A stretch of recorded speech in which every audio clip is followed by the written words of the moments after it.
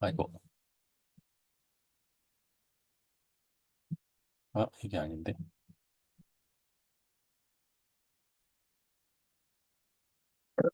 네, 잠언 21장을 같이 시작하도록 하겠습니다. 네, 지난 시간에는 삶을 바르게 이끌어가는 지혜 잠언 20장을 했고요. 오늘은 이제 하나님의 주권, 여기 주권적인 부분이 참 많이 나오거든요. 그래서 여기에 대한 그 보상, 또 하나님의 주권을 따라가는 삶에 대한 보상과 또 어, 그거에 이제 거슬러서 자기 뜻대로 살아가는 사람들에 대한 그 악한 자에 대한 하나님의 경고를 같이 보도록 하겠습니다. 예, 잠언 21장 1절입니다. 왕의 마음이 하나님 손에 있는 마치 본물과 같다. 그래서 임의로 움직인다라고 이야기하는데요. 보자기 하는 그 보자기에 이 그 물이 있는데 그거를 내가 오른쪽으로 기울면 그 보자기의 본물이 오른쪽으로 흘러가겠죠. 이게 마치 이 하나님의 섭리가 마치 그런 그 보자기에 있는 물처럼 또는 여기에 보면은 이제 그 농부가 뚝에다가 이 그 물줄기를 어디로 트니 따라서 오른쪽으로 가든 왼쪽으로 가는 것처럼 이게 결국 모든 주권이 하나님 손에 있다라는 거죠. 그래서 여기 왕이라고 하는 최고의 결정권자를 가진 뭐 지금으로 말하면 뭐 대통령이겠죠. 그런 강력한 힘을 가진 이 사람의 마음도 하나님 손에 있다라는 것을 이야기해 주고 있는 것이죠. 그래서 이 하나님은 그 왕이 좋은 마음이든지 아니면 또 나쁜 마음이든지 간에 모든 것을 사용하셔서 이 왕의 마음도 움직일 수 있는 것이다. 결국은 이 땅을 살아가는 사람들에게 있어서 진정으로 두려워야 될 것은 하나님이다라는 얘기를 하는 거죠. 저도 상황을 바꾸시고 또 상황을 통제하시는 하나님의 모습들 참 많이 볼 때가 있죠. 2절 보겠습니다. 사람의 행위가 자기 보기에는 모두 정직하여도 여호와는 마음을 감찰하시느니라 라고 되어 있습니다. 네. 그래서 감찰한다라는 것은 꿰뚫어 보신다라는 거죠. 토켄이라고 하는 히브리 단어인데요. 이건 이 내가 나 자신을 볼 때, 나 괜찮은 사람인 것 같아라고 하는 이 자신에 대한 어떤 생각, 그것이 다 대부분 주관적인 평가를 하는 거죠. 그리고 뭐 나 이 정도면 괜찮지라고 하는 어떤 합리적인 또 합리화하는 그리고 우리가 뭐 의식적으로든지 무의식적으로 자기 자신을 대부분 이제 축소하는 경향을 가지죠. 이런 부분을 하나님은 그러나 다 정확하게 꿰뚫어 보신다라는 거죠. 그래서 우리 마음속에 있는 가장 은밀한 동기도 보신다라는 거죠. 그래서 모든 것을 보시는 그 하나님 앞에 감출 필요가 없다라는 겁니다. 그래서 정직하게. 그래서 시편 15편은 하나님과 교제하는 삶에 있어서 정직의 중요성을 다루는 것이죠. 그래서 하나님의 성산에 거할 자 누구냐? 하나님의 성전에 거할 자 누구냐? 그게 바로 정직한 자라는 거죠.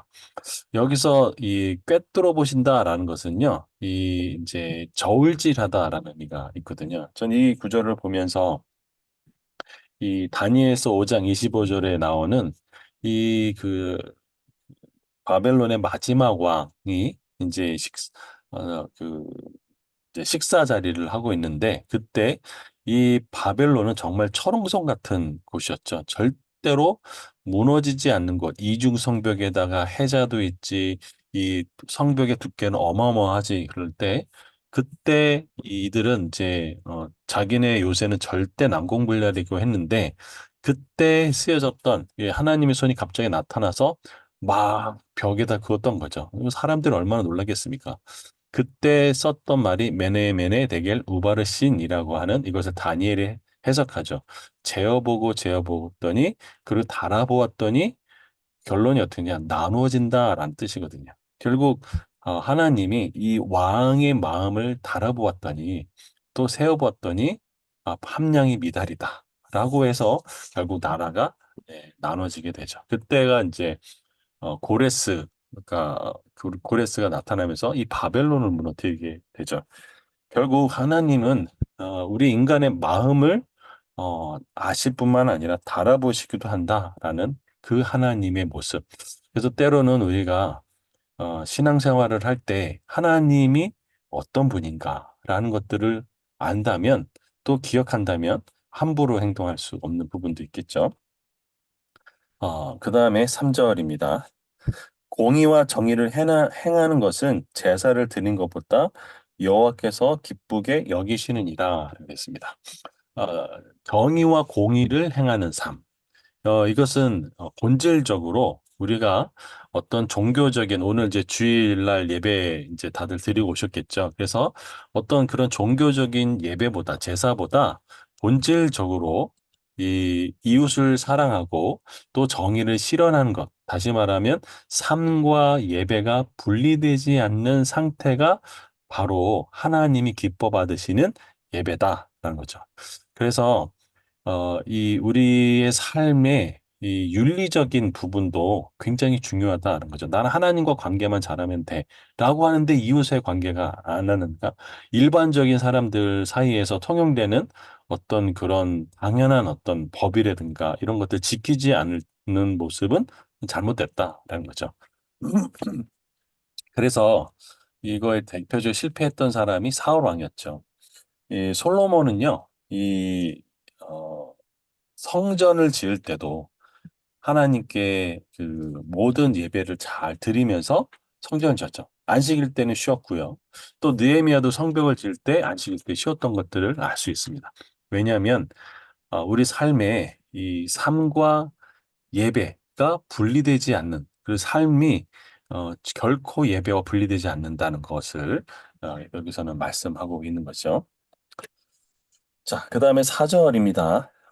여기서는요, 눈이 높은 것, 그 다음에 마음이 교만한 것, 그 다음에 악인이 형통한 것이라고 되어 있는데, 이러한 죄는요, 세번역에 보면 이것은 악인을 구별하는 표지다라고 되어 있습니다. 그러니까 눈이 높고 마음이 교만하고 악인이 형통한 것은 서로 이렇게 따로따로 분리되는 것이 아니라 뿌리하고 열매의 관계다라는 거죠. 결국은 마음이 교만하니까 눈이 높아지고, 눈이 높아지니까 결국 교만과 오만이 와서 결국 악인이 이제 하나님의 방법과 뜻을 무시한 채 이 자신의 어떤 행동을 하면서 또 이렇게 형통하는 이런 모든 것은 결국은 이 내적인 죄로부터 시작됐다라는 것을 이야기합니다. 그래서 이런 이 악인의 때로는 형통하고 뭔가 잘 되는 것은 결국 다 외적인 어, 그 마음의 열매들이 나타나는 결과고 결국은 그것은 다 어떻게 되냐면 심판을 받게 될 거다라고 이야기하는 거죠. 지난번에 한번 잠깐 말씀을 드렸는데 이 시편에 보면 이때 시편 73편에 보면 이 악인들이 왜 이렇게 잘 되는가라고 했을 때 이때 이 악인들이 형통하는 모습을 보면서 이 시편의 그 기자가 너무 마음이 힘들어하죠. 시편 73편에 보면 이렇게 이야기해 16절에 내가 어찌 이를 알까 하여 생각한지 그것이 내게 심한 고통이 되었다. 그러니까 내가 하나님 앞에 예배드리고 또 잘 섬기고 또 삶과 예배가 분리되지 않는 삶을 살았는데 악인들 너무 형통하니까. 근데 17절이 아주 중요한 전환점이죠. 하나님의 성소에 들어갈 때에야 그들의 종말을 내가 깨달았다는 거죠. 어, 인간적인 눈으로 볼 때 뭔가 승승장구하고 악인 잘 되는 것 같지만 하나님의 그 스펙트럼에 들어가면 결국은 그들의 결말은 정해져 있다라는 거죠. 이 하나님의 관점으로 눈을 뜨고 나니까 이 시편 기자 아삽이 그 바꿔지면서 뭐라고 얘기하냐면 이렇게 얘기죠. 20절에 사람이 꿈에서 깬 후에는 그 꿈을 무시하는 것처럼 내가 하늘에서 주님을 사모할 밖에는 없다라고 고백하는 부분이죠. 그리고 28절에 내가 하나님을 가까이 하는 것이 복이다라는 거죠. 여기 여러분 그 잠언에서 함께 하시는 분들도 이런 복이 있는 줄 믿습니다. 아멘. 25절입니다. 부지런 자의 경영은 풍부함에 이를 것이나 조급한 자는 궁핍함에 이를 따름이다라고 되어 있습니다. 저는 이 말씀 묵상하면서 참 많은 것들을 생각했는데 여기서 부지런하다라고 얘기하는 거 이게 단순히 이제 육체적인 부지런만이 아니라 지혜로운 생각, 계획, 어떤 그 실천을 통해서 꾸준히 이것이 뒷받침될 때 오히려 조급한 사람보다 그 제대로 된 계획과 준비 없이 하면 어떻게 될까요? 결국은 궁핍하게 이르게 된다라는 거죠. 그 지난 시간에 잠깐 그런 얘기를 했던 것 같아요. 똑부 똑개, 멍부 멍개. 멍청하지만 부지런하고, 멍청하지만 게으르고, 또 똑똑하지만 부지런하고, 똑똑하지만 게으르고, 뭐 이런 얘기를 했었잖아요. 여기서도 정말 어, 부지런한 자의 경영이란 것은 결국은 어, 생각과 지혜로운 생각이 덧붙여야 된다라는 얘기를 하는 것입니다. 6절 보겠습니다. 속이는 말로 재물을 모으는 것은 죽음을 구하는 것이라 곧 불려다니는 한계다. 그죠? 여기서 속이는 말이란 것 결국은 이제 속임수, 허탄한 말이죠. 어, 결국은 이렇게 사람을 속여서 모았던 그 재물은 사실 근거가 없는 그 부분이라서 겉으로 보기에는 굉장히 화려하고 부유해 보이죠. 그리고 그것이 결국은 사람의 영혼과 인격을 폐허로 만들어 버리죠. 이게 정말 중요한 부분이죠.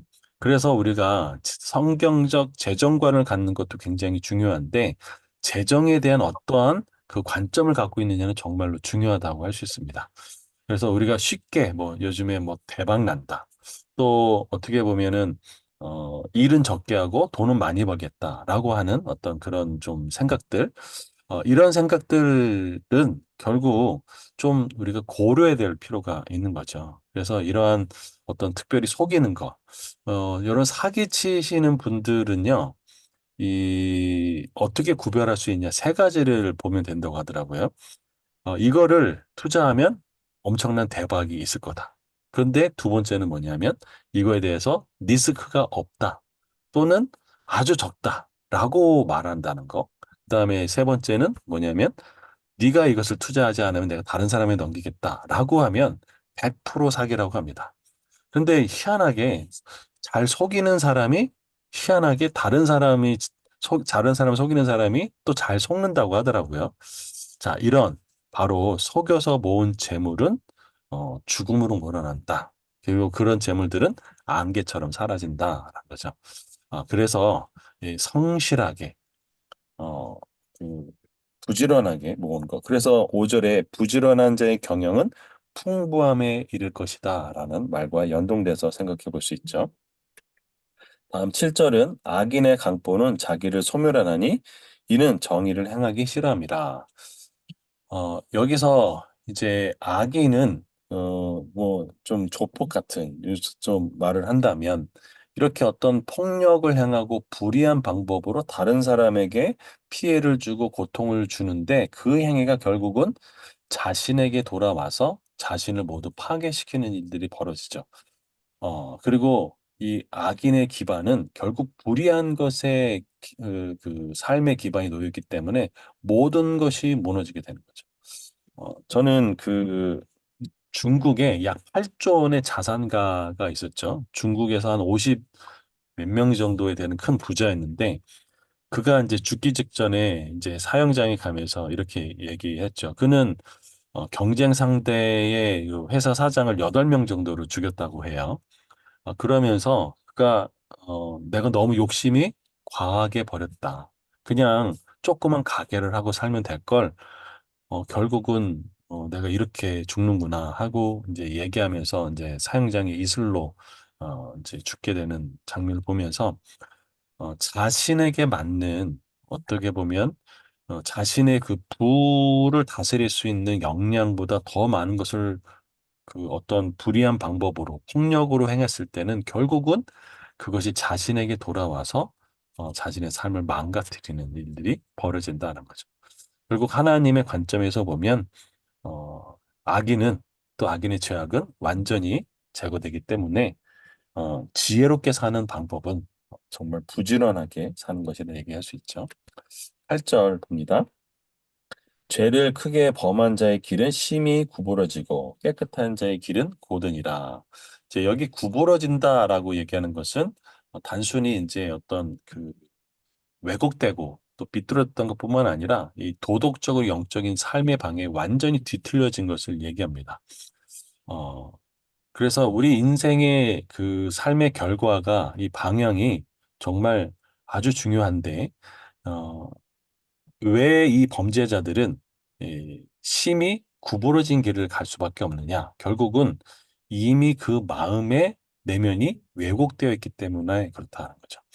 그래서 정말 이 속임수와 또 다른 사람에게 또 그 빼앗고 또 급하게 조급하게 부자가 되려고 하는 그런 마음 때문에 오히려 복잡하고 꼬이게 되는 거죠. 그러나 깨끗한 자, 여기서 깨끗하다는 의미는 정직하고 솔직하고 거짓 없는 아주 단순하지만 명료한 이런 자들은요, 삶의 그 기반이 아주 정직하게 되죠. 그렇다니까 어떨까요?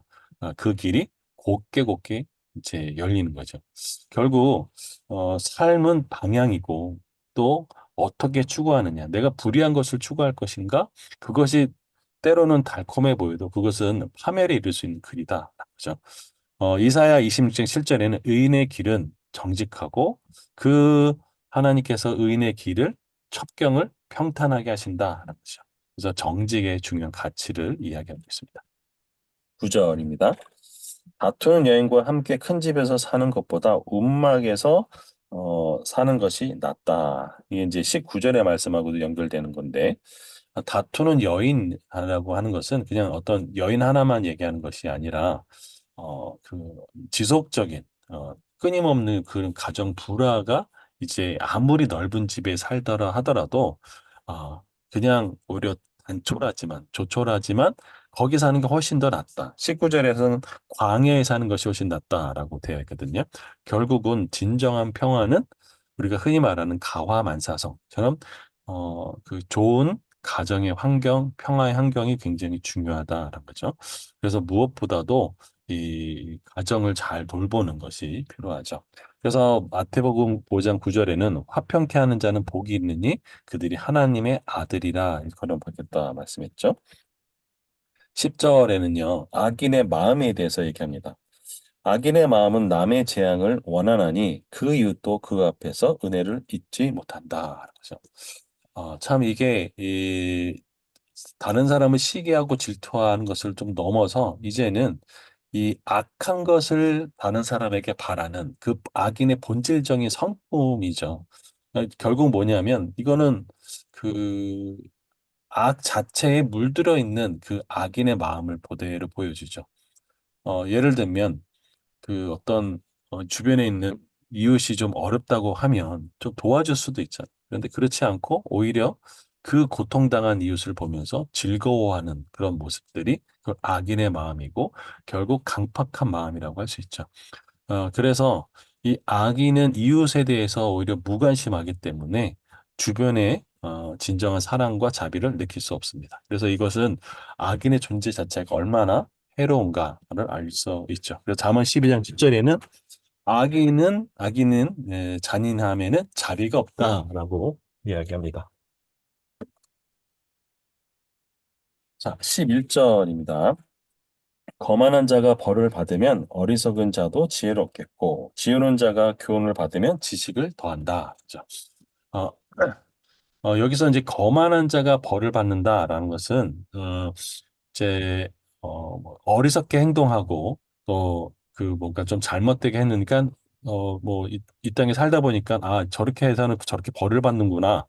저렇게 뭐 남의 물건 훔치면 안 되는구나 해서 그 벌을 받게 되는 것은 그렇게 하면 안 되구나 하고 사람들이 이제 지혜를 얻게 되죠. 아무리 어리석어도 그렇게 하면 안 되는 거라 지혜를 얻죠. 그러나 지혜로운 자 교훈을 받으면 이것은 뭐냐면 뭐 책을 읽는다든지 뭐 성경을 읽는다든지 어떤 그런 말씀을 통해서 아니면 지혜로운 사람의 권면을 통해서 간접적인 경험을 통해서 그것들을 하면 오히려 고통을 받지 않고 또 얻을 수 있다, 지혜를 얻을 수 있다라는 거죠. 결국은 이게 직접적으로 맞아가지고 이제 지혜를 얻는 방법이 있고 그렇지 않는 방법이 있다라는 얘기죠. 그러니까 결국은 지혜롭게 어리석게 그냥 벌 받으면서 어, 그, 하지 말고 지혜로운 자가 되라. 고통이 적게 이런 얘기하는 거죠. 12절은요. 의로우신 자는 악인의 집을 감찰하시고 악인은 환난에 던져지느니라 라고 되어 있습니다. 여기서 이제 의로운 자가 악인의 집을 감찰한다라고 얘기하는 것은 여기서 의로운 자는 보통 하나님을 일반적으로 해석합니다. 왜 우리는 어, 의롭지는 않잖아요. 그렇죠? 우리는 다 누구나 다 죄인이고 치우쳐 있지만 그래서 여기서 하나님으로 이제 대입해서 보면 하나님 모든 것을 우리를 다 감찰하시죠. 그런데 그것을 통해서 다 환난과 이런 것들이 다 아니 저기 다 죄악들이 드러나는데 결국은 심판을 받아야만도 불구하고 그런 것을 통해서 이제 이 악인이 결국 다 심판이 받게 될 수밖에 없는 그래서 악인의 결말은 결국은 하나님 공의 앞에 완전히 무너지는 것들을 얘기하는 거죠. 좀 더 이따 설명하겠지만 또 나중에는 하나님이 이 그러니까 이 의로운 하나님이 또 악인을 대신해서 우리의 죄악들을 담당하는 모습도 나오죠. 그다음에 11절입니다. 아니, 13절입니다. 귀를 막고 가난한 자가 부르짖는 소리를 듣지 아니하면 자기가 부르짖을 때도 들을 자가 없다. 가난한 자를 무시하는 사람들에 관한 하나님의 경고입니다. 이것은 결국 인과응보를 보면 내가 어려울 때 내가 도움을 주지 않았던 사람이 과 동일하게 나도 도움을 받을 수 없다는 거죠. 결국 이것은 영적인 파산과 관련되어 있는데요. 누군가를 돕는 행위는 결국 하나님을 돕는 거라고 이 마태복음에서는 예수님이 그렇게 얘기했죠. 가난한 사람, 어려운 사람을 도와주는 것은 결국 나를 도와준 거다. 나를 대접한 것이다라고 예수님이 이야기하는 거죠. 결국 누군가를 돕는 행위는 그만큼 아주 중요한 일이라고 할 수 있겠습니다. 이것은 좀 이따가 이제 재정과도 관련되는데, 드림과 나눔의 아주 중요한 원리가 되는데, 그 부분도 이따가 조금 다루도록 하겠습니다. 14절입니다. 은밀한 선물은 뇌를 쉬게 하고 품 안의 뇌물은 맹렬한 분을 그치게 하느니라. 은밀한 선물, 그 다음에 품 안의 뇌물이라고 되어 있는데 품 안의 뇌물은 주머니 속의 뇌물인데 여기서 말하는 이제 뇌물은 어떤 부정적인 의미의 그런 어떤 자기 이익을 위한 것이 아니라 갈등 해소를 위해서 선물로 준다라는 의미가 이제 이런 뇌물의 의미로 이제 좀 이해하면 좋을 것 같습니다. 그래서 이 상황이 뭐 뇌물을 써서 뭔가를 해줘야 되는 어떤 도덕적인 어떤 딜레마의 상황이 있는 것이 아니라 그 사람의 분노의 감정을 다스리는 현실적인 방법을 가르쳐 주는 부분이죠. 잠언 15장 1절에는 유순한 대답은 분노를 쉬게 하고 과격한 말은 노를 격동한다라는 것처럼 이 사람이 화가 날 때, 분노할 때, 그때 아주 평안한 대답, 부드러운 대답은 그 사람의 그 분노를 잠잠하게 하는 효과가 있는 거죠. 이 말씀을 읽다가 떠올랐던 연인이 이제 아비가엘이었습니다. 이 사무엘상 25장 14절에서 17절에 보면요. 이 당시에 그 나발이 이제 그 부자였고 굉장히 그 영향력 있는 집안에 있었죠. 그런데 이제 다윗이 망명 거의 이제 떠돌아생을 하면서 이 나발의 집에 그 이제 어떤 어 훔쳐가지 않도록 도둑들이나 또 주변에 있는 그 가축들이나 이런 것들을 이 맹수로부터 보호해 줬죠. 그래서 다윗이 어느 정도 좀 도움을 받으려고 했더니 이제는 이 나발이 완전히 다윗이 누구냐 뭐 모른다부터 완전히 모욕적인 말을 하게 됐죠. 그리고 뭐 그런 사람이 누구냐 뭐 해가지고 무시하니까 다윗이 이제 아주 열이 받아서 600명의 군사를 일으켜가지고 이 나발을 죽이려고 옵니다. 근데 이런 상황에 있을 때 이 상황을 봤던, 이, 이것을 잘 알았던 이 종이 있었고요. 그 다음에 당시에 그 나발의 아내 아비가일이 있었습니다.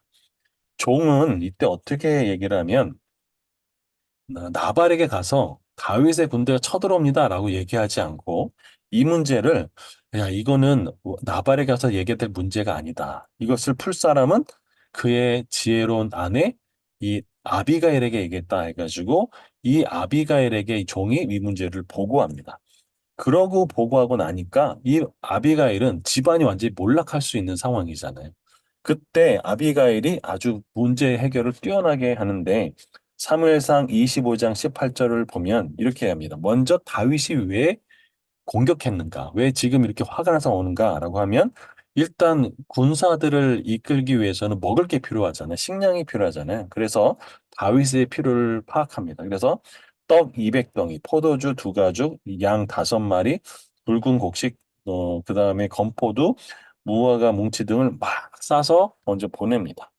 그러고 난 다음에 이제 이 아비가일이 이제 그 다윗을 만나죠. 그때 다윗을 보고 땅에 얼굴을 대고 엎드립니다.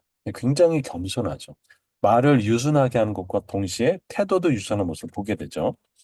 자, 그러면서 뭐라고 얘기하냐면 이 다윗에게 남편 그 나발의 죄악을 나에게 돌려주십시오라고 이야기합니다. 남편이 잘못했다. 근데 그거를 남편의 잘못을 하지 말고 저한테 돌려주십시오라고 고백하죠. 그리고 이 나발, 그 남편의 이름이 나발인데 그 이름의 뜻이 뭐냐면 미련한 자라는 것이에요.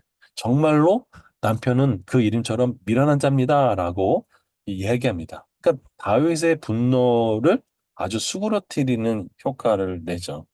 자, 그러면서 뭐라고 얘기하냐면은 만약에 다윗이 나중에 왕이 되시면 지금 여기서 사람들을 죽이거나 이러면 그게 나중에 올무가 되지 않겠습니까?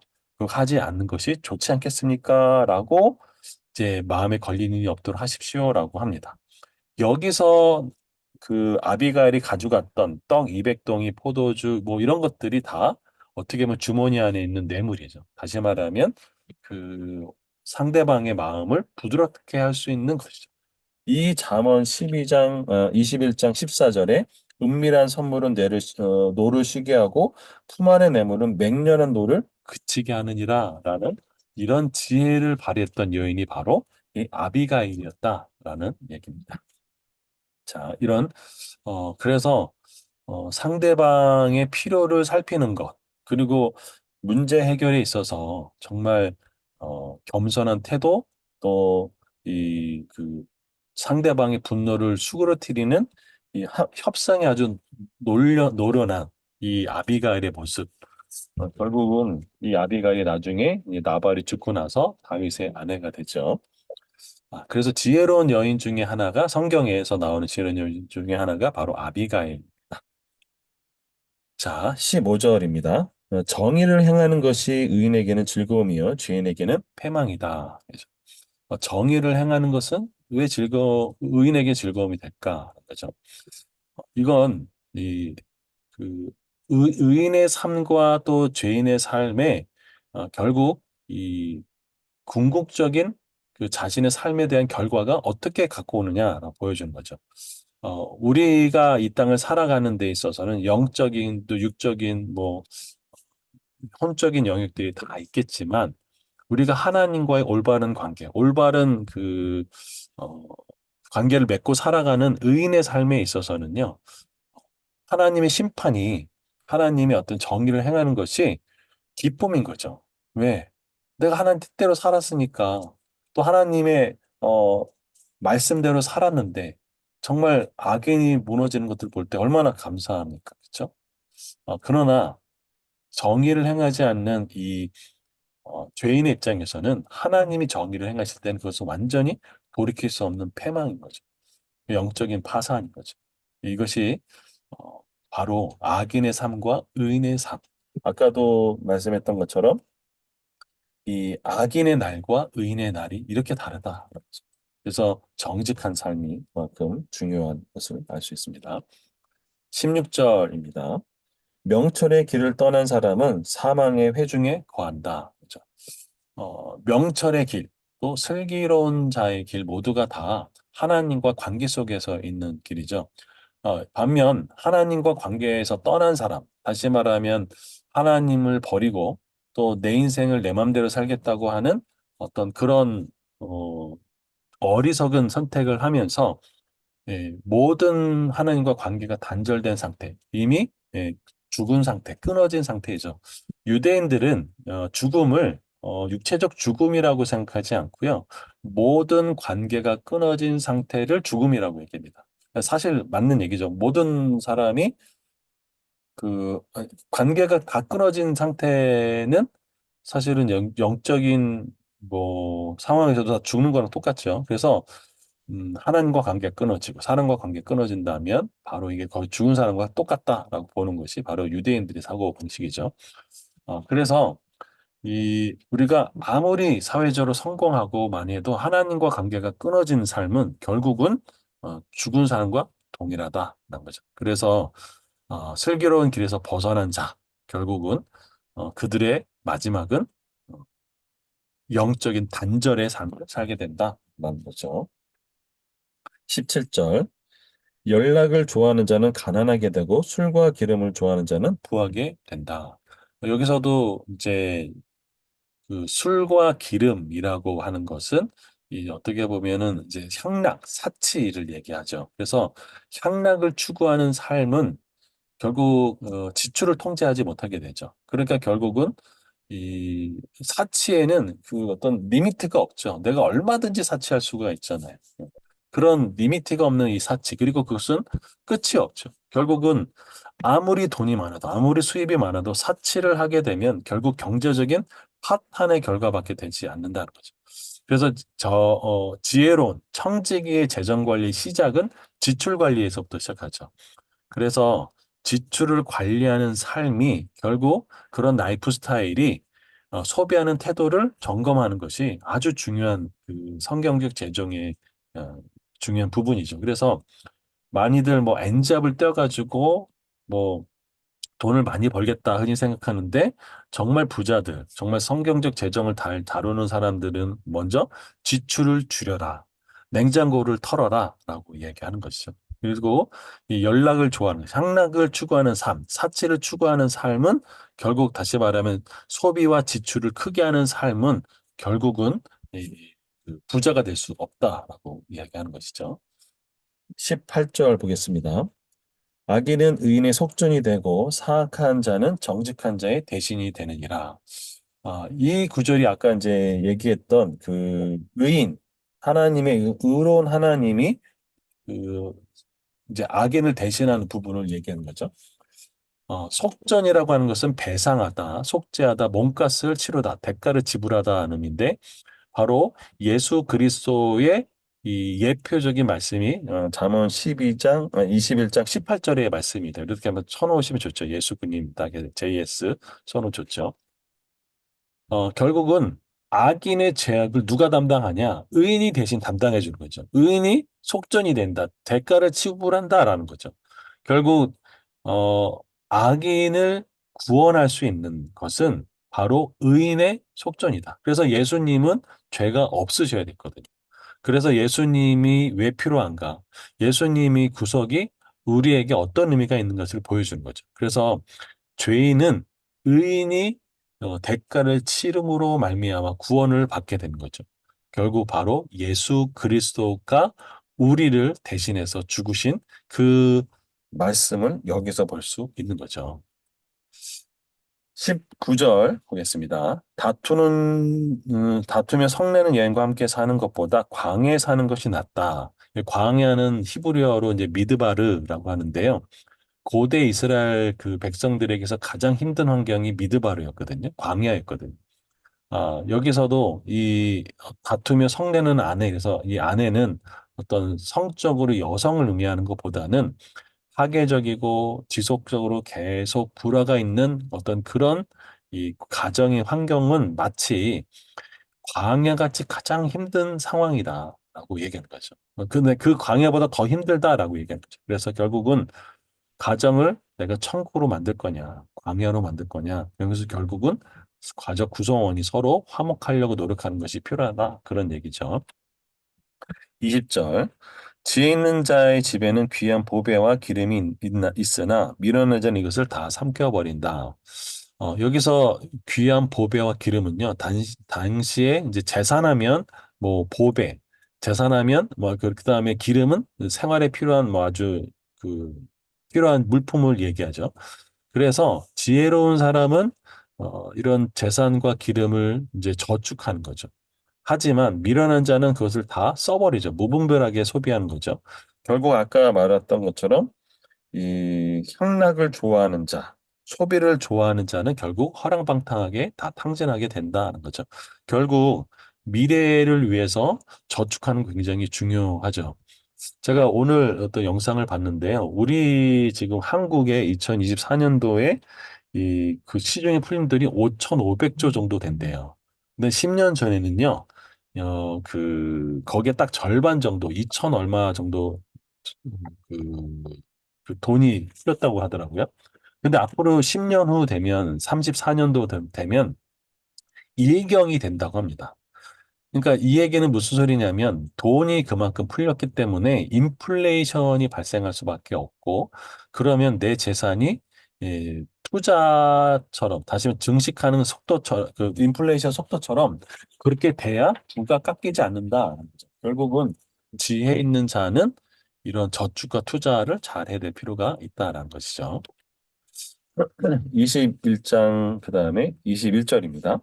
공의와 인자를 따라 구하는 자는 생명과 공의와 영광을 얻는다. 여기에 이제 정의와 그다음에 인자 이것은 하나님의 대표적인 성품이죠. 헤세드 하나님의 언약적인 사랑이죠. 결국은 그 우리가 하나님과 관계 속에서 무엇을 쫓느냐 하나님과 올바른 관계를 맺게 되면 우리 삶에 아까도 삶에 있어서 공의와 정의를 행하는 것이 제사를 드리는 것보다 훨씬 더 낫다고 말씀했던 것처럼 3절의 말씀이죠. 우리가 하나님의 그 추구하는 성품, 바로 정의와 공의를 행하는 것을 따라가게 되면 결국 존경과 복을 받게 되는 삶을 살게 된다라는 것을 이야기하는 거죠. 그래서 마태복음 5장 6절에는 의에 줄이고 목마른 자는 복이 있다. 그들이 결국은 배부를 것이다. 라는 것을 얘기하는 것이죠. 22절을 보면 지혜로운 자는 용사의 성에 올라가서 그의 성이 의지하는 방벽을 허느니라 라고 했습니다. 여기서 용사의 성은요, 난공불락의 어떤 그런 상황, 문제를 얘기합니다. 그래서 우리 삶에는 다양한 그 용사의 성이 있죠. 난공불락 같은 문제들이 있잖아요. 뭐 직장에서 갈등도 있고, 인간관계, 사회적인 문제, 뭐 이런 것들이 있지만, 그러나 우리가 이러한 부분에서 어떤 용사들처럼 막 어떤 힘으로나 어떤 무력으로나 이런 것들을 가지고는 오히려 안 된다라는 거죠. 그런데 지혜로운 사람은 그들의 용사들이 지키고 있는 그 성도 무너뜨릴 수 있다. 다시 말하면 삶의 문제를 극복하는 방법은 단순히 어떤 용사들처럼 어떤 힘이나 권력이나 무력을 쓰는 것이 아니라 지혜로운 창의적인 새로운 접근법이 필요하다. 다시 말하면 창의적인 그런 문제 해결, 지혜로운 사고가 문제 해결의 열쇠다라는 거죠. 잠언 24장 6절에는 너는 지략으로 싸우라 라고 이야기에 권면하고 있죠. 그래서 우리가 지혜를 얻는 것은 굉장히 중요하죠. 그래서 창의적인 접근. 그래서 지혜를 얻기 위해서는 필요한 것이 뭘까요? 예, 많이 있겠지만 또 질문을 또 잘하는 것도 필요하겠죠. 23절입니다. 입과 혀를 지키는 자는 자기의 영혼을 환난에서 보존한다. 예, 이것은 계속 누누이 이제 잠언에서 말씀했던 이 말의 사용에 굉장히 중요한 거죠. 그래서 말을 신중하게 사용하고 또 불필요한 말을 하지 않고 그것을 통해서 우리가 우리 삶을 보호할 수 있죠. 그래서 역경 속에서도 입, 입과 혀를 지키는 사람은 자기 목숨을 지킬 수 있다는 거죠. 결국 이 말의 사용의 중요성, 결국은 성령의 열매가 뭐가 관련됐냐면 바로 절제죠, 절제. 성령 열매 중에 하나가 바로 절제죠. 결국은 입과 혀, 이런 말을 절제하는 삶은 영적인 성숙한 삶과 동일하다. 영적 성품과 같다라고 얘기하는 거죠. 그래서 죽고 사는 것이 혀의 힘에 달렸다라고 잠언 18장 21절에서 말씀하고 있죠. 그다음에 24절입니다. 무례하고 교만한 자를 이름하여 망령된 자를 하나니 이는 넘치는 교만으로 행함이라. 어, 교만한 자 여기서는 이제 자신의 한계를 인정하지 않는 의미를 가지고 있습니다. 여기서는 이제 교만하고 건방진 사람을 오만한 자라고 하는데 그런 사람은 우쭐대며 무례하게 행동한다. 세번역의 얘기거든요. 이것은 어, 그 교만한 자의 대표적인 한 것은 내가 잘할 수 있어. 나는 뭐든지 할 수 있어라고 하는 어떤 이 자신의 한계를 인정하지 않죠. 자신의 한계를 인정하지 않는다는 것은 하나님의 존재, 하나님의 섭리, 또 하나님의 은혜를 무시하는 행위이죠. 결국 내가 뭔가 할 수 있어라고 하는 이 관점의 차이가 굉장히 중요한데 결국 나의 분수에 넘쳐서 불의를 행하고 또 어떤 나쁜 방법을 통해서 또 하나님의 어떤 그 뜻을 어긋나는 모든 행각들은 결국 다 교만한 그런 삶의 결과를 가져오게 되죠. 그래서 아까 그 중국의 8조 원을 가지고 있던 그 부자처럼 그가 나중에 심각한 삶의 이제 사형이라고 하는 삶의 결과를 얻었던 것처럼 그 교만이 얼마나 파괴적이고 얼마나 무서운 삶의 결과를 갖고 있었는지 하는 교훈이라고 할 수 있죠. 그래서 자신의 분수, 어떤 하나님 안에서의 그것을 아는 그 밸런스는 되게 중요하죠. 그래서 사도 바울은요, 내게 능력 주시는 자 안에서 내가 모든 것을 할 수 있다라고 고백을 했거든요. 그러니까 그 하나님의 은혜 안에서 내가 하나님이 하라고 하면 내가 못한다고 하는 것도 할 수 있는 것이고요. 내가 할 수 있는데 하나님이 아니라고 하면 이제 하지 않는 것. 이 상태가 가장 균형 잡힌 상태라는 거죠. 근데 교만한 자는 하나님이 아니라고 했는데 가는 거고, 하나님이 가라고 했는데 못 가겠다는 것이 다 교만인 거죠. 이런 부분이 바로 중요한 특징이라고 할 수 있습니다. 25절입니다. 게으른 자의 욕망이 자기를 죽이나니 이는 자기 손으로 일하기를 싫어함이라. 여기서 게으른 자는 이 그 욕망이 게으른 자의 욕망이라고 되어 있습니다. 자, 여기의 욕망은 탐욕을 얘기하고요. 그 내가 노력하지 않고 얻으려고 하는 어떤 그런 마음을 얘기합니다. 그래서 게으름은 왜 게으를까라고 했을 때 바로 탐욕이라고 얘기하는 거죠. 여기서 탐욕은 일하지 않으면서 많은 것을 얻으려고 하는 그 본질적인 마음이 바로 게으르다라는 거죠. 여기서 스스로 일하려고 하는 의지나 노력은 전혀 보이지 않고 적게 노력하면서 많은 것을 얻으려고 하는 그 탐욕, 그것이 게으름의 본질이다.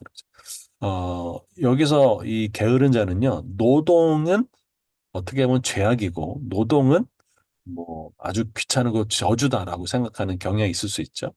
그래서 노동의 어떤 신성함을 외면하는 거죠. 그 예수원이라고 하는 곳에 그 대천덕 신부님은 이런 얘기를 했죠. 노동은 기도고 기도는 노동이다라고 얘기했죠. 그래서 놀바른 일에 대한 관점을 가지는 것이 중요한데요. 그 부분을 잠깐 좀 설명해 보도록 하겠습니다. 여러분에게 있어서 일은 뭘 의미하나요? 예를 들면 잡, 아르바이트처럼 어떤 그 노동을 통해서 생계를 얻어가는 수준입니까? 아니면 좀 뭔가 내 삶의 의미와 보람을 느끼는 어떤 그 캐리어 같은 그 상황을 갖고 있나요? 아니면 소명을 가지고 있는가? 일을 통해서. 그래서 이게 이 잡의 단계와 캐리어의 단계하고 콜링의 단계는요, 행복과 만족과 가치와 의미가 달라지죠. 그래서 내 삶을 일을 잡으로 볼 거냐, 소명으로 볼 거냐는 굉장히 다른 의미 가지고 있죠. 여러분 일을 뭘로 보십니까?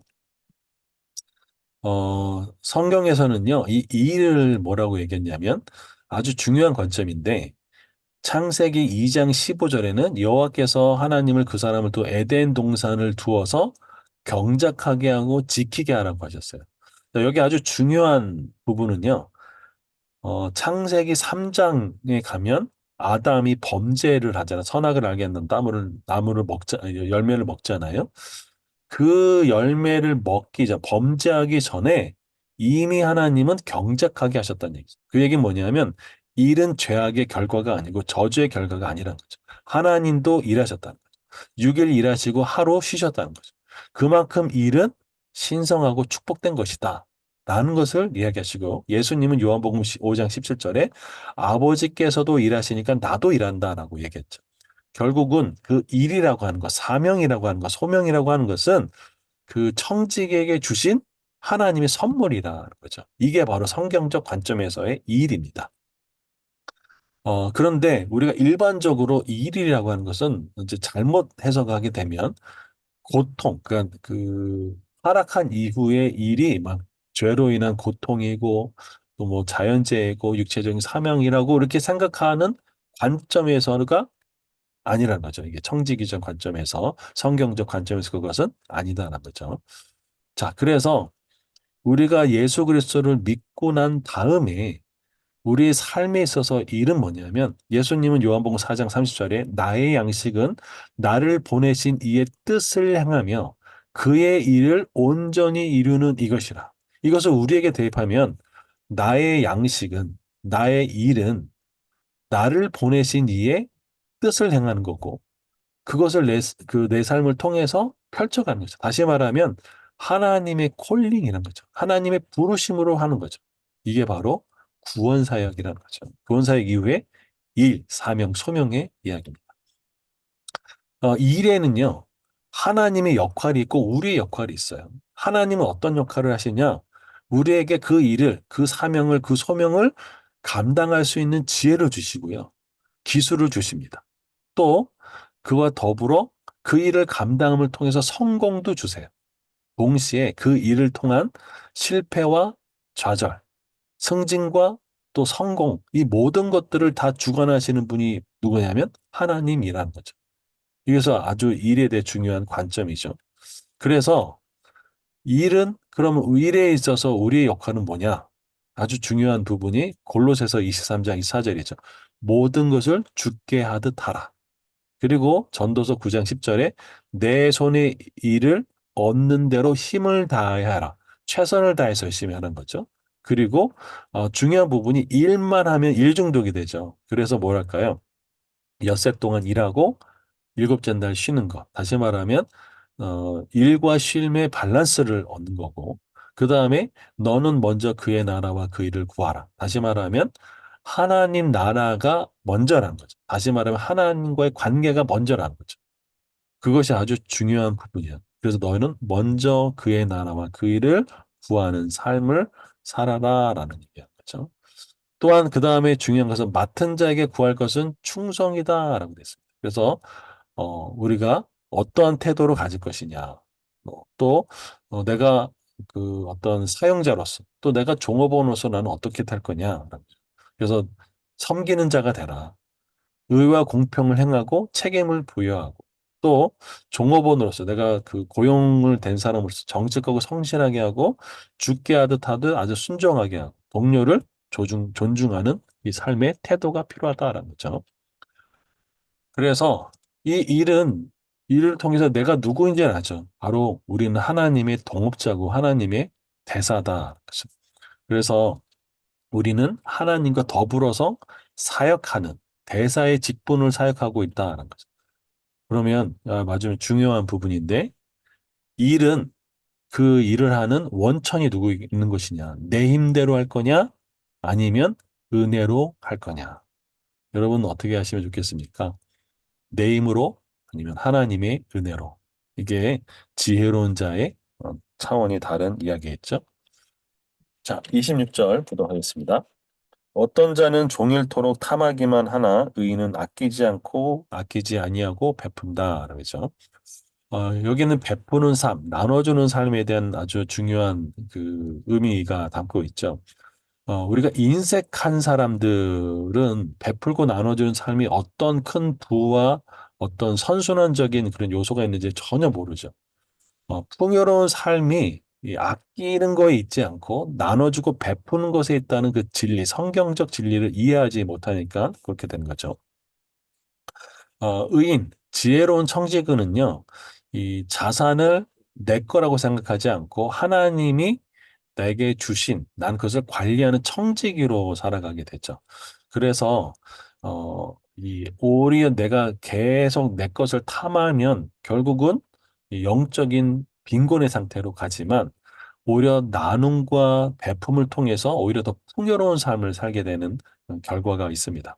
사도행전 20장 35절에는 주는 것이 받는 것보다 복되다라고 명확하게 주님은 설명해 줬죠.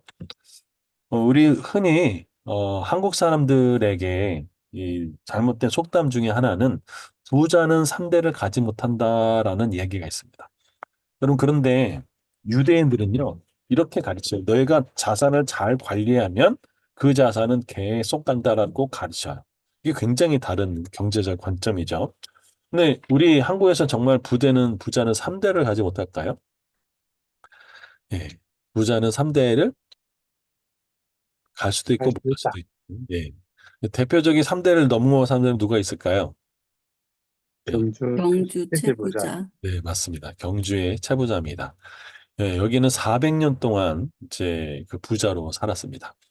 그런데요, 이 경주 채부자 댁이 그렇게 살 수 있었던 아주 중요한 그 핵심적인 가치가 뭐냐, 정신이 뭐냐, 그게 바로 6가지 교훈인데요.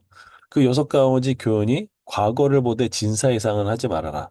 진사 이상의 벼슬을 가면 정치적인 풍랑에서 이제 뭐 이제 어려워질 수 있죠. 두 번째는요, 재산을 만석 이상 지니지 말아라.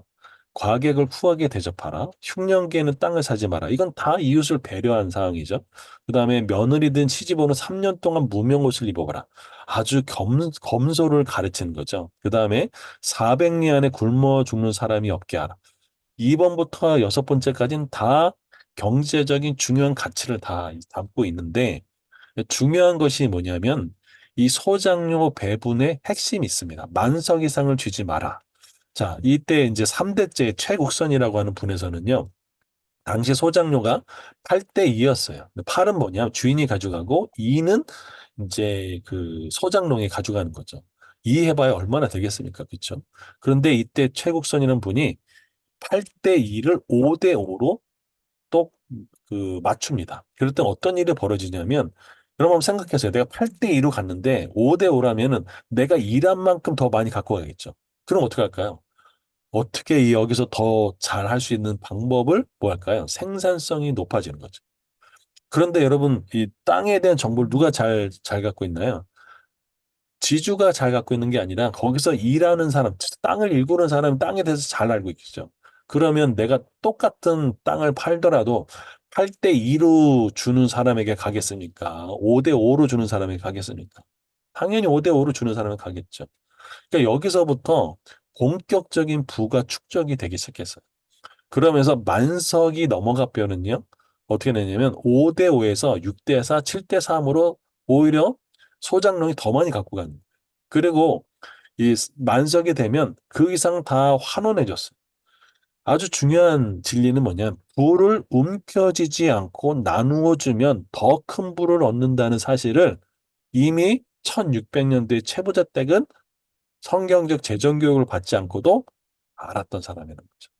이게 바로 경주 최부자 댁이 뭐한 거죠? 100년, 아니, 저기 400년 동안 부자로 살 수 있었던 중요한 이유였죠. 여러분, 그리고 경주 최부자 댁이 나중에 이제 그 공산당이 들어왔을 땐가? 그때, 마을 사람들이 다 그 보호해줬다고 하죠.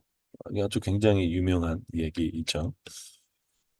자, 27절 보겠습니다. 악인의 재물은 본래 가증하거든 하물며 악한 뜻으로 드러낸 것이라.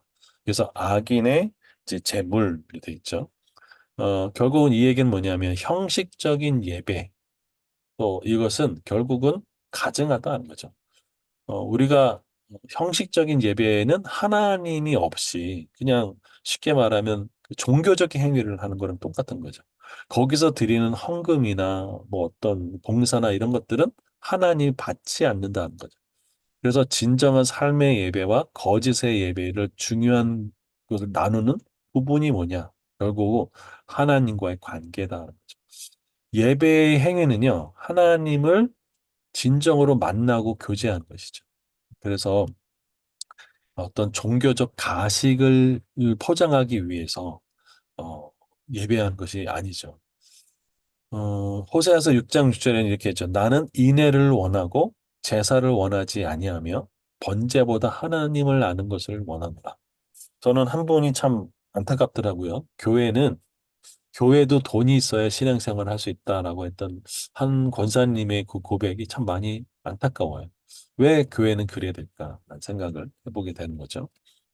자, 이 대표적인 사람이 있죠. 바로 이 사울 왕이었습니다. 사울 왕. 사울 왕은요, 그의 인생은 참 많은 우리에게 부분을 이제 묵상을 주게 되는데, 이런 쪽으로 좀 해석하면 사울은 예배에 실패한 사람이다라고 볼 수 있습니다. 사무엘상 15장을 보면 이 이제 사울이 얘기를 하죠. 아니, 사무엘이 얘기를 하죠. 아니 하나님이 지금 어, 그 번제와 어떤 이런 것을 좋아하는 줄 아십니까? 오히려 순종을 더 좋아하십니다. 라고 하면서 뭐라고 얘기했냐면 이제 백성들을 이제 그 두려워해가지고 난 어쩔 수 없이 그렇게 했다라고 하면서 이제 그 이제 사무엘이 선포를 하죠. 당신은 이제 하나님 버렸다. 왕이 되지 못하게 하셨다라고 무서운 얘기를 합니다. 근데 이때 그러면 사울이 할 수 있었던 건 정말 거기서 이제 포복하고 하나님 살려주십시오라고 해야 될 거잖아요. 그러지 않고 사울이 이렇게 반응합니다. 그게 30절과 31절인데 이렇게 됩니다. 사울이 이르되 내가 범죄하였을지라도 내가 죄를 졌습니다. 그죠? 이제 부탁합니다. 청합니다. 내 백성의 장로들과 이스라엘 앞에서 나를 높이사 나와 함께 돌아가서 지금 무슨 얘기하는 게 지금 백성들 앞에서 내 체면, 장로들 앞에서의 내 체면을 생각해 달라는 거죠. 여기 누가 있냐면 나를 높이사라고 돼 있어요. 그래서 어떻게 했냐면 함께 다시 돌아갑시다. 그래서 뭐라고 하냐면 내가 당신의 하나님 여호와께 경배하리라고 했어요. 저는 여기서 참 충격 먹은 게 뭐냐면 나의 하나님이 아니고요. 내가 사무엘의 하나님 여호와께 경배하겠다라고 해요. 여러분 혹시 사무엘 상하, 역대기 상하 뭐 이런 걸 다 찾아보시고 성경 전체를 찾아보시면 사울왕은 한 번도 나의 하나님이라고 고백한 적이 없어요. 네. 당신의 하나님이라고 고백한 게 세 번 나오거든요. 예, 여기에 나온 게 바로 여기입니다. 사무엘의 하나님. 그러면서 뭐라고 하냐면 이제 내가 당신하는 여호와께 경배하게 하소서 하더라. 31절에 이에 사무엘이 돌이켜 사울을 따라가매 사울이 여호와께 경배하니라. 사울이 여호와께 경배하니라. 이게 바로 가식적인 종교적 행위를 통해서 실제로 하나님을 예배하는 자리가 아니라 그 예배를 통해서 실제로 내가 높임을 받으려고 하는 이 위선의 모습. 이게 바로 사울 왕이 왜 실패한 인생을 살았는가? 결국은 아까 말했던 것처럼 종교적 외식. 하나님이 당신의 하나님이냐, 나의 하나님이냐. 굉장히 큰 차이가 있는 것이죠. 28절로 다시 이제 가보도록 하겠습니다. 거짓 증인은 패망하려니와 확실히 들은 사람의 말은 힘이 있느니라. 거짓 증인은 결국은 이제 거짓말을 하는데 근거가 있죠. 결국 사실이 아니고 거짓말을 하기 위해서 또 다른 거짓말을 하게 되니까 결국은 패망의 길로 갈 수밖에 없죠. 확신이 들은 사람의 말, 결국은 사실과 진리에 기반한 사람의 말에는 힘이 있을 수밖에 없어요. 그렇죠? 이거는 뭐 망고의 진리이죠. 결국은 모든 진리는 모든 역사에서 거짓은 다 드러날 수밖에 없다라는 거죠. 그래서 반드시 진리는 밝혀진다. 그리고 거짓은 무너지게 됐고, 그래서 가장 현명하고 지혜로운 길은 정직하게 가는 길이죠. 예. 그리고 하나님 앞에 어떤 것도 숨길 수 없기 때문에. 잠언 12장 19절에 진실한 입술은 영원히 있거니와 거짓처는 잠깐 동안 있다라고 되죠. 29절 악인은 자기네 얼굴을 굳게 하나 정직한 자는 자기 행위를 삼가한다라는 거죠. 여기서 악인의 얼굴을 굳게 한다는 것은 뻔뻔스럽게 행동하다라는 거죠. 결국은 얼굴을 금강석가처럼 이렇게 굳게 한다는 것은 사실은 어떤 죄를 짓거나 실수를 하거나 뭔가 잘못했으면 당연히 얼굴이 빨개지고 좀 부끄러워지는데 그 회개해야 되는데 오히려 더 당당하고 오만한 태도를 보이는 거죠. 결국은 이 내면의 상태가 결국은 이제 너무 딱딱해져 버려서 하나님의 어떤 그 은혜와 어떤 이런 것들이 통하지 않는 단계죠. 결국은 하나님과 단절된 상태를 이야기합니다. 그러나 정직한 자는 자기 행위를 삼가한다. 다시 말하면 내가 잘못했으면 하나님 앞에서 회개하고, 그리고 하나님 앞에 돌이키는 이게 정직한 자인 거죠. 그래서 마음에 찔림이 있으면 그것들을 돌이키는 것. 히브리서 4장 13절에는 지으신 것이 하나도 그 앞에 나타나지 않음이 없고 우리의 모든 것이 벌거벗은 것 같이 그의 눈앞에 다 드러난다라고 얘기하는 거죠. 30절 지혜로도 못하고 명철로도 못하고 모략으로도 여호와를 당하지 못한다. 이건 절대적인 하나님의 주권이죠. 인간이 가질 수 있는 아주 뛰어난 생각, 지혜, 명철, 계량 뭐 이런 것들은 결국은 하나님 앞에서 아무것도 통하지 않는다. 그죠? 그러니까 아무리 인간이 뛰어나다 하더라도 절대적인 하나님의 섭리, 주권 앞에서는 아무것도 아니다라는 거죠. 그래서 진정한 지혜는 어떨까요? 결국은 하나님의 뜻을 추구하고 하나님이 계획한 어떤 그런 삶의 방향으로 추구하는 삶을 살 때 가장 지혜로운 삶이 되는 거죠. 잠언 19장 21절에 사람에는 많은 계획이 있어도 오직 여호와의 뜻만이 온전히 서리라. 이게 아주 중요한 진리이죠. 31절에 사울리엘을 나를 위하여 마병을 예병하거니와 이김은 여호와께 있다. 이게 30절과도 일맥상통하는 건데 어, 사울나를 위해서 마병, 여기서 말이라고 하는 것은 인간이 의지하는 모든 이제 어떤 상징을 얘기합니다. 그래서 당시에서 군대에서 가장 힘이 센 건 말이었죠. 그래서 전쟁을 위해서 인간이 준비할 수 있는 요소가 어떤 뭐 전략적인 거, 무기적인 거 이런 것들이 있지만 결국은 승리는 누구에게 있느냐? 하나님께 달려 있다. 우리가 알 수 있는 최근의 그 전쟁에서 알 수 있듯이 골리앗과 다윗의 싸움이라고 했던 그 러시아와 우크라이나 같은 경우도 우크라이나 뭐 일주일 만에 다 함락할 수 있다고 했는데 지금까지도 버티고 있잖아요. 결국은 자신의 힘과 능력을 과신하지 말고 모든 결과를 하나님께 달려 있음을 알고 겸손히 따르는 지혜가 필요하다라고 얘기하는 것이죠. 저는 이것을 묵상하면서 다윗이 골리앗을 물렸을 때 이렇게 얘기하죠.